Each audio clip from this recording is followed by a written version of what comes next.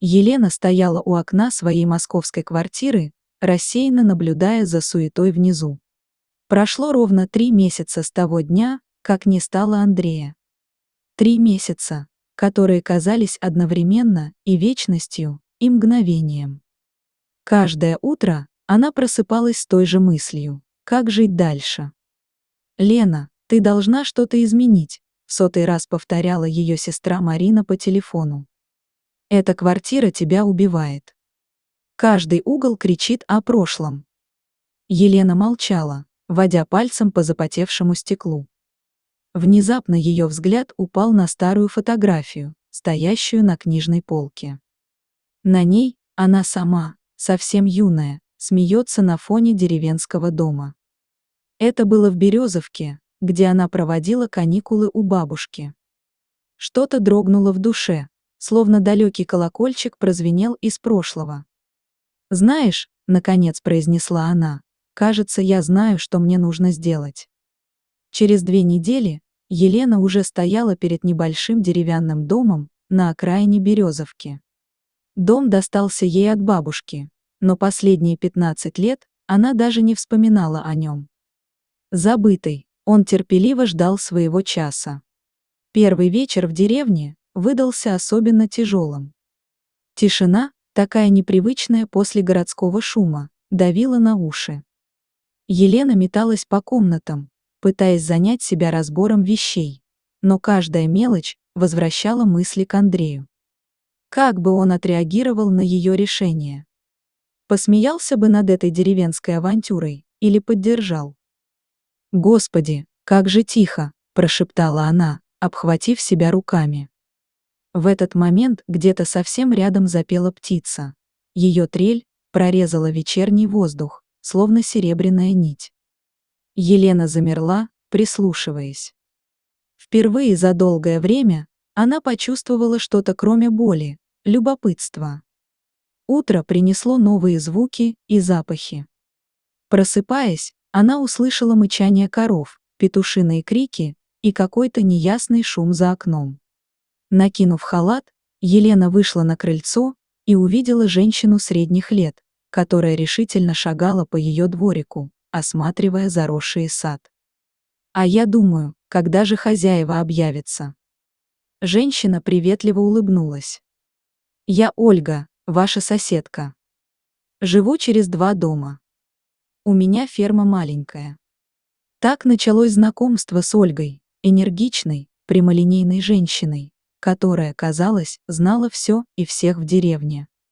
Она сразу взяла Елену под свое крыло, не давая той погрузиться в меланхолию. «Вот что, милая», — заявила Ольга через неделю после их знакомства, — «нечего тебе киснуть в 4 стенах. Пойдем со мной на ферму, покажу тебе свое хозяйство». На ферме Елена впервые за долгое время почувствовала себя полезной. Работа с животными требовала полной концентрации, не оставляя времени на горькие мысли. Постепенно она начала замечать, как меняется природа вокруг, как золотятся под солнцем поля, как играет ветер в кронах деревьев. Именно на ферме Ольги она впервые встретила Ивана. Он привез доски для ремонта загона и работал молча, методично. Елена наблюдала за ним украдкой, отмечая седину в темных волосах и глубокие морщины вокруг глаз. «Иван у нас молчун», — шепнула ей Ольга. После смерти Маши, жены его, совсем замкнулся. 5 лет прошло, а он все как в панцире. Елена узнала в этих словах себя. Тот же панцирь она носила последние месяцы. Дни потекли своим чередом. Елена постепенно втягивалась в деревенский ритм жизни. По утрам она помогала Ольге на ферме, днем занималась своим запущенным садом, а вечерами часто сидела на крыльце, наблюдая за закатом. Иван появлялся все чаще. То принесет свежих досок для забора, то поможет починить протекающую крышу. Они почти не разговаривали, но в этом молчании не было неловкости, только понимание. Однажды вечером, когда они вместе чинили скрипучую калитку, пошел дождь. Неожиданно сильный, он загнал их под навес веранды. Такой же дождь был в день, когда Маша.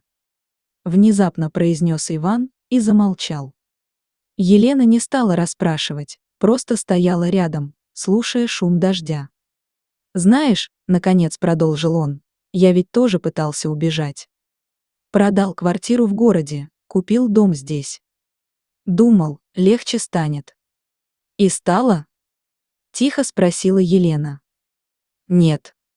Сначала нет. Но потом». Он посмотрел на мокрый сад, потом понял, что боль никуда не денется.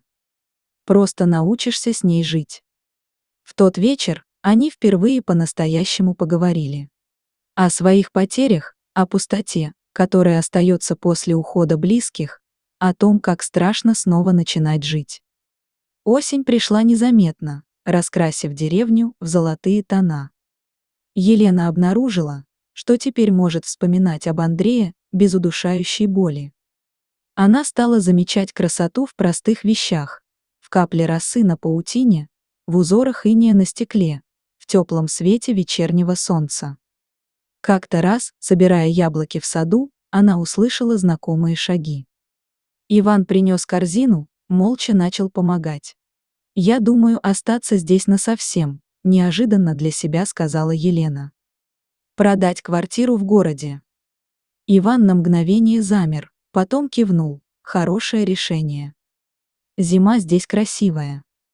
В его глазах она увидела отражение своей надежды, робкой, неуверенной, но настоящей. Они оба знали, что впереди долгий путь, но теперь этот путь не казался таким пустынным и страшным. Зима пришла внезапно, укутав деревню белым покрывалом. Елена завела небольшой огород и несколько кур, а Ольга подарила ей козу. Однажды теплым летним вечером, когда они сидели на обновленной веранде, Иван взял ее за руку. Этот простой жест сказал больше любых слов. Они оба понимали, их прежние любови навсегда останутся в их сердцах, но жизнь продолжается, и в ней есть место для нового счастья. Свадьбу сыграли осенью, тихую, скромную, только для самых близких. Ольга плакала от радости и командовала организацией праздника. Сестра Елены, приехавшая на торжество, не могла поверить в перемены, произошедшие с некогда потерянной и убитой горем женщиной. Прошло 5 лет. Теперь в их доме звенит детский смех. Они взяли из детского дома маленькую Алису, девочку с такими же печальными глазами, какие когда-то были у них самих. День за днем они учат ее радоваться жизни, и она учит их тому же. Каждый вечер, укладывая Алису спать, Елена смотрит на фотографии на стене, старые и новые. На них их прошлое и настоящие жизни, печали и радости. Теперь она знает, жизнь похожа на времена года. За каждой зимой неизбежно приходит весна, нужно только набраться терпения и веры. В такие моменты она чувствует особенную благодарность судьбе за этот неожиданный поворот в ее жизни, за эту тихую деревню, ставшую настоящим домом, за Ивана, разделившего с ней путь к исцелению, за Алису, принесшую новый смысл их существованию. И когда по вечерам они втроем сидят на веранде, наблюдая за закатом, Елена понимает, иногда нужно потерять все, чтобы найти то, о чем даже не мечтал. В воздухе пахнет скошенной травой и яблоками. Где-то вдали мычат коровы Ольги, а в небе медленно гаснет закат, обещая новый день и новые надежды.